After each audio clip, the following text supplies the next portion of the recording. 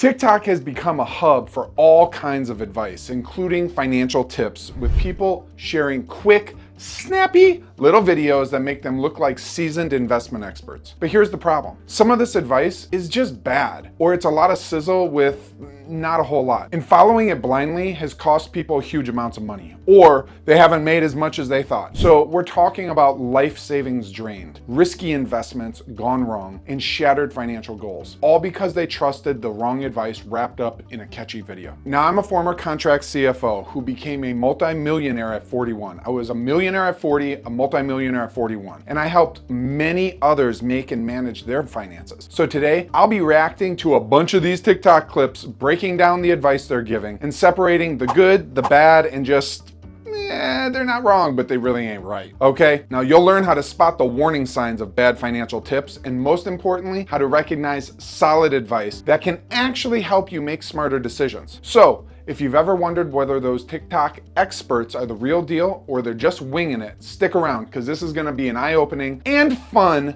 video. So before we get started, smash that like. It really does help spread the love of this channel to others. Let's get busy watching. Using children to create wealth. All right, my guess on using children to create wealth is they're going to say something about pay your kids, put it in a tax deferred account, and let it grow. Probably what they're saying. The reality is most Americans are working to buy eggs and make a car payment. And so these principles are like the wealthy talking to the wealthy. And if you can do it though, do it. Now, I just shit on this person and I haven't even clicked on the video. Let's watch. Using children to create wealth. That sounds a bit dodgy, doesn't it? Well, this is in a good way. People often come to me and say, well, how do I use a limited company to be more tax efficient and to create wealth? Many, many, many ways. What's the youngest age that a child can be a director? Well, 16. What's the youngest age that a child can be a shareholder? Well, 0. What's the youngest age that a child can earn money as an employee? Well, we need to be sensible about that, somewhere between the two. How about you had a limited company that was doing whatever it's doing, and you employed your child legitimately to do a job? In the UK, the first £12,500 will be tax-free. So they could take £12,500 tax-free. Could they pay their own school fees? I'll leave you to think about that. All right. There you go. So he basically just said that. Look, if you're in a financial situation where you're paying for your kid's education and, moving along those lines, then yes, do things to legally minimize your taxes. What you need to do though is make sure that your child is doing work. So like for myself, with my kids, I did not end up doing this because I did not want to give them something for nothing, in the sense of having them associate, oh, I have this job and you're paying me, even if it's paying to go to school. Legally, that's illegal, but a lot of people do that. I didn't want to do that. I wanted them to actually do work. And the reality is, with my kids' dynamics, I wanted them to go experience life outside of my business, okay? So I did not do this. It works. It's logical, it's legal. Each country is a little different. He's based in the UK, so check your local laws. But yes, you can do this. It's 100% legal, and it's not a loophole, it's a law, okay? And if you are not obeying the law, then sometimes you're a dumbass, okay? If you're all upset about like, oh, well, that's just a loophole for the rich. No, it's a loophole for anyone, because it's not a loophole. It's a law, okay? It's a law. Law. Can you tell that's a pet peeve of mine? People calling tax loopholes, getting mad about laws. Anyways, let's go on to the next one. How much rent can you afford? Well, typically it's 25%. So let's see what he says, or she. Let's see what they say. This is the rent that you can afford at $24 an hour. So if you're making $24 an hour and you're working $40 a week, that means that you'll be making about $960 a week before taxes. Per year, that comes out to roughly $50,000. Yep. Or it comes out to $4,160 a month. Before I get torn up in the comments, the amount that you'll pay on federal taxes is $4,188. All right, I like this FICA, guy. it's $3,825. He's gonna work with State real taxes numbers. is going to vary. Let's say that you pay $1,000 a year, though. That means that after taxes, you're making about $41,057, or $3,421 a month. Now, before he says anything, what I want to say is, see that 4160 is what most people focus on for 25%, but you're not factoring taxes. And look, you can do that, but again, back to the whole, the less you spend on expenses, the more you can invest, and the wealthier you will become, the faster you become wealthy. That's my approach. I always, during this phase of my life of, when I was earning like that type of money, I always worked off of net income, not gross. Gross is before taxes, and net is what gets deposited. That to me is just, that's the real money. Everything else before that, it's fairy dust. Because you paying your taxes or you going to prison, one of two things. And I like to be able to drop my soap in the shower and not be worried about what's gonna happen. So I'm paying my taxes and I'm living based on my net income, not off my gross. So let's see what my man's saying. Mad respect to Dan, the budget man, so far. Here's the thing, the people that want you to stay broke, they want you to use this number when determining how much rent that you can afford. But if you truly want to get ahead, you're gonna want to use this number because that's how much money you actually have. And what you're gonna do is you're gonna use 25% of that number. Before we go crazy wild about how this is not possible, let's just first write the number down. It's $855 per month. So first what we're gonna do— Dan, I don't even know you, but I love you, my man. You are spreading some great financial wisdom here. I love it. Is we're gonna start off with the why, and then what I'll do, then I'll go over to the how. Okay, so the first why, this is gonna help you get out of debt by spending— Y'all, if you don't have a why, if you don't understand why you're going to live in a less nice place or move states to somewhere you can afford to live, oh, I just stepped on some toes. Yes, I did, because you know what? The world's gonna bitch smack you one day if I don't tell you the truth right now and give you an opportunity to wake up. So wake up, realize how the world works, and love yourself enough to give yourself an opportunity to get ahead. I hope you see my heart. I get fun and, animated and whatever. I do that because I'm coming from a place of love, of care. I grew up broke. My mom was on welfare. I understand what it's like to have nothing and to have to fight and scrape for everything that you have. And some of you, the biggest issue is that your parents sheltered you from that shit.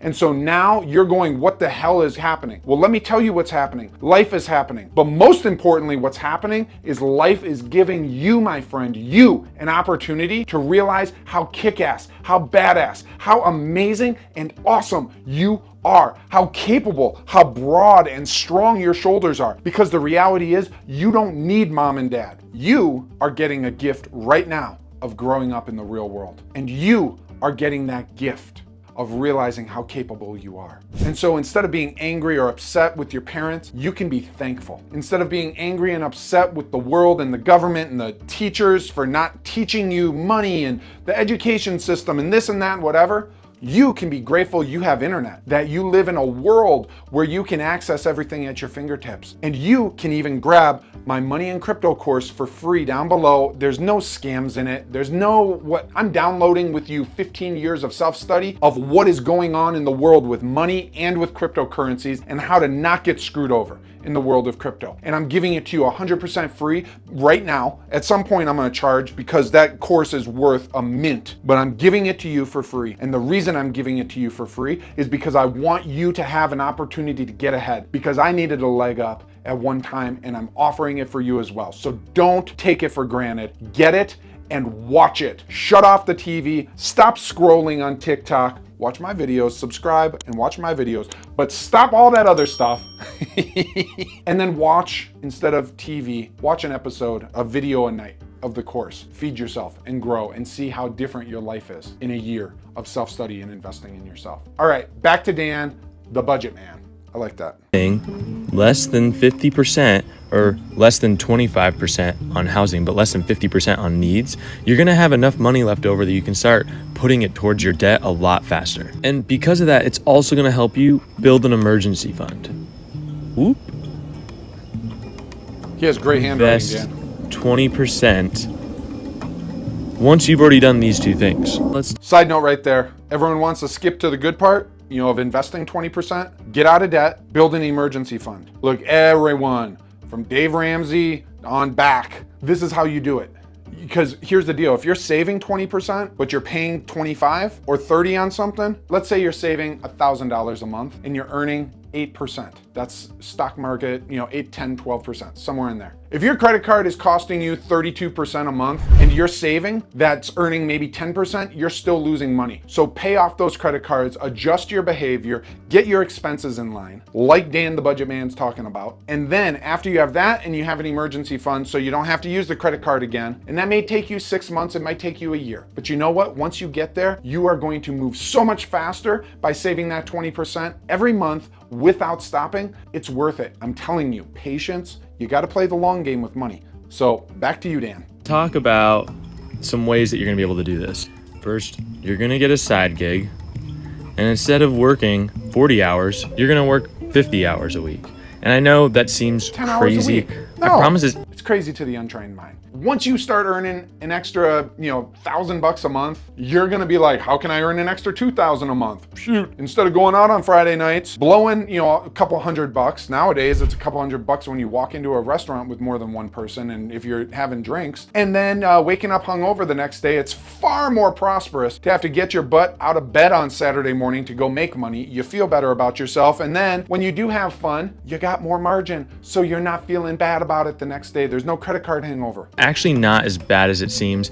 And in order to get ahead, we need to make sacrifices. That's just how life works. And if we do 10 hours a week, that could equal another like $750 a month in our pocket. Go. Next, we're gonna get real roommates. money. If you're single, Roommates. you have no reason not to get roommates, because Dan just got someone mad at him. this is gonna help you save potentially $1,000 a month just by getting one roommate, depending on where you are. You're gonna focus. Roommate and a side gig, you just churned around almost an extra $2,000 a month, almost an extra $24,000 a year. That's huge. All right, Dan, keep preaching, brother. Focus on ways to get your income up. And one of the best ways to do that is networking. Your network is your net worth. The more people that you know, the higher likelihood that you can get a better job that pays more. I was literally about to say that. The reason you get a network is because now, instead of earning whatever it is, $750 a month, that's, I don't know, probably $18 an hour, $17 an hour, 50, whatever the hell it is. Instead of that, all of a sudden you can start earning $30 an hour, $40 or $100 or $200 an hour. Yeah, let that blow your mind. But that's what happens as you level up your network. If you're the wealthiest person you know, you need to go get uncomfortable, get some sweaty palms, and shake some hands, and get to know people in another socioeconomic status. The last thing that you're gonna do is you're gonna invest in financial literacy. That just means that you're gonna probably learn a little bit more beyond what you're learning on TikTok. All right, he has a book. I'm not gonna promote any of the book because I haven't read it. What I know of the guy, he's solid. I like him. Don't agree with everything, but who agrees with everything, right? But what you can do for financial literacy, grab that course. It's free, all right? Cheaper than even the book. What do you think about these TikToks that I reviewed? Do you think I'm stupid? Do you think I'm crazy? Do you think I'm awesome? Please tell me I'm awesome. But drop a comment and be sure to subscribe so that you can catch the next video, because there's so much out here. You don't want to miss what's getting served up each and every week, and sometimes twice a week. So you keep living your life to the fullest. I will catch you in another video right here or here, wherever it gets put up. And you, my friend, you keep living your life to the fullest, and I will see you in the next video. Peace.